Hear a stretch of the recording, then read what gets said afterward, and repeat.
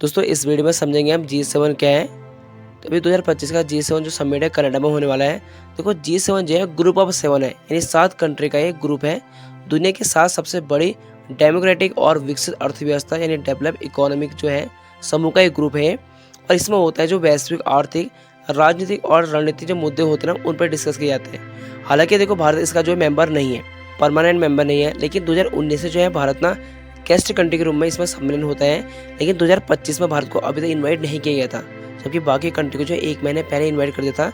और भारत को भी सिर्फ 6 जून को इन्वाइट कर रखा। जब इंटरनेशनल प्रेशर पड़ा, जब मीडिया में चर्चा हुई बहुत ज़्यादा, तब जाके कनाडा के जो अभी प्रधानमंत्री हैं मार्क कार्नी, क्योंकि जस्टिन ट्रूडो की वजह से जो है पूरे जो है भारत और कनाडा के जो इंटरनेशनल रिलेशन बिगड़ चुके थे। और अभी कनाडा के प्रधानमंत्री जो नए बने हैं मार्क कार्नी, उन्होंने जो है भारत को इनवाइट कर रखा है।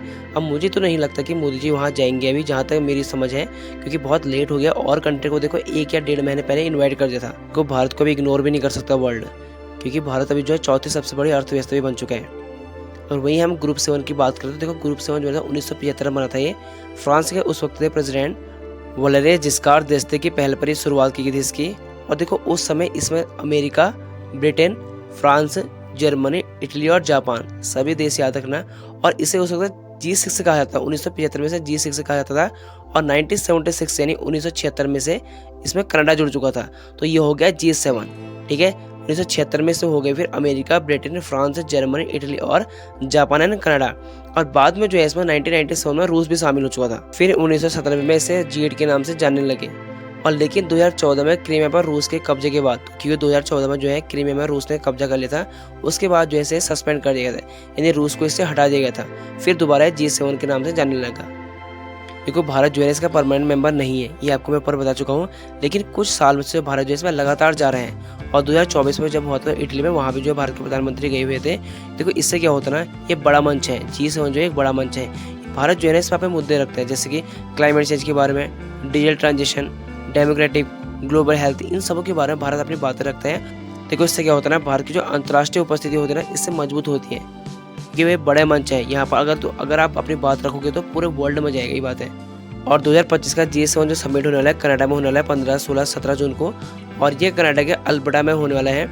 और इस समिट में देखो भारत को पहले इनवाइट नहीं किया गया था, अब इनवाइट कर दिया गया है। अब देख रहा होगा कि भारत इसमें जाता है या नहीं जाता है। और देखो इनवाइट नहीं करने का कारण भी ये था कि जब 2023 में आपको पता होगा जस्टिन ट्रूडो ने, जब वहाँ के एक हरदीप सिंह निज्जर जो खालिस्तानी समर्थक थे, किसी अननोन पर्सन ने उसको मार दिया था।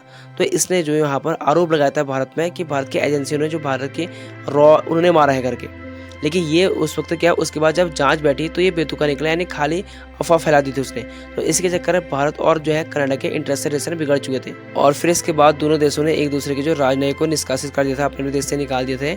और व्यापार जो आपका ट्रेड थे उसकी बातचीत भी बंद कर दी थी। और फिर ये गाइडलाइन भी निकाली थी कि आप अगर कनाडा में यात्रा कर रहे हो तो अपनी रिस्पॉन्सिबिलिटी है आपकी, या तो आप कनाडा में यात्रा मत करो, या कोई स्टूडेंट अगर वीजा में अगर वहाँ पढ़ाई के लिए जा रहा तो आप वहाँ जो अभी मत जाओ। ये भी पूरी भारत गवर्नमेंट ने गाइडलाइन निकाली थी। और अगर अभी कनाडा का इन्वाइट नहीं करता ना, तो जो कनाडा है जो पूरे जो अंतर्राष्ट्रीय मंचों में अलग थलग हो सकता था। क्योंकि G7 के जो सदस्य हैं भारत को नजरअंदाज नहीं कर सकते, क्योंकि भारत जो है एक यार ट्रेड पार्टनर है। अगर ब्रिटेन देख लो, कहीं भी देख लो, अमेरिका देख लो, तो भाई इसे नजरअंदाज नहीं कर सकता भारत को, क्योंकि भारत अभी चौथी अर्थव्यवस्था है। अगर भारत अगर नहीं भी बुलाता तो भारत के पास G20 है, ब्रिक्स है, SCO, वहाँ अपनी बात रख सकता है। लेकिन फिर भी ऐसा है कि G7 और बड़ा मंच हुआ, क्योंकि G7 के जो मेंबर है ना, पूरे ग्लोबल का 40% GDP ये कंट्रोल करते हैं। और फिर कनाडा के ऊपर आरोप भी लगते हैं, क्योंकि अगर आपने ये राजनीति के चक्कर में, क्योंकि अगर ये तो सर वहाँ देखो खालिस्तानी के सपोर्ट में ही है ना ये, क्योंकि अभी जो है सिख समुदाय के जो कनाडा में रहते हैं 8 लाख लोग रहते हैं। 8 लाख में से हम सब नहीं कहेंगे, एक वर्ग ऐसा है जो खालिस्तान को सपोर्ट करते हैं। और खालिस्तान को जो सपोर्ट करने वाले ना, ये जो है कनाडा के ब्रिटिश कोलंबिया और ओंटारियो में सबसे ज़्यादा रहते हैं। और यहाँ की जो सभी सीटें जो है ये खालिस्तान के सपोर्ट में रहते हैं। और यहाँ की जो सीटें हैं ये जस्टिन ट्रूडो को जो सपोर्ट करते हैं। तो इसके चक्कर में देखो उनके दबाव में ये हमेशा क्या है, भारत के खिलाफ ही अगेंस्ट हमेशा बयान देता है। भले अभी भारत जो है कनाडा के साथ बातचीत के लिए तैयार है। मार्च 2025 में भारत ने कहा कि हम जो है अपने अपने राजनयिक को तुम्हारे देश से भेजेंगे और तुम अपने हमारे देश में, लेकिन शर्त ये रहेगी अगर आपके वहाँ खालिस्तान का कोई भी सपोर्टर रहेगा तो आपको उनके खिलाफ जो है कड़ी कार्रवाई लेनी पड़ेगी। और इंडिया ने अपना जो स्टैंड इस बार क्लियर रखा है खालिस्तान के ऊपर। हमारे और आपके रिलेशन तभी सही रहेंगे जब आपके पॉलिटिक्स पार्टी खालिस्तान को सपोर्ट करना बंद करेंगे। और आप कमेंट में जरूर बताना कि भारत के प्रधानमंत्री को वहाँ G7 समिट में भाग लेना चाहिए या नहीं लेना चाहिए, क्योंकि देखो लास्ट टाइम में इन्वाइट कर रखा है और आपको पता है कि खालिस्तानी सपोर्टर जो है क्या बोलते हैं भारत के बारे में, भारत के प्रधानमंत्री के बारे में। तो आप मुझे कमेंट करके बताना, क्योंकि देखो अगर कल कुछ ऊपर नीचे हो गया ना, वो तो कह देंगे कि हम जाँच बैठा रहे हैं। तो आप किस पे क्या राय है, आप कमेंट में जरूर बताना।